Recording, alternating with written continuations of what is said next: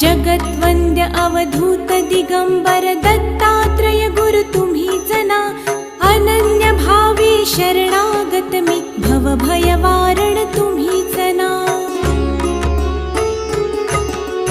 कार्तवीर्य यदु परशुराम हि प्रबोधिले गुरु तुम्हीच ना। स्वामी जनार्दन एकनाथ तरी कृतार्थ केले तुम्हीच ना।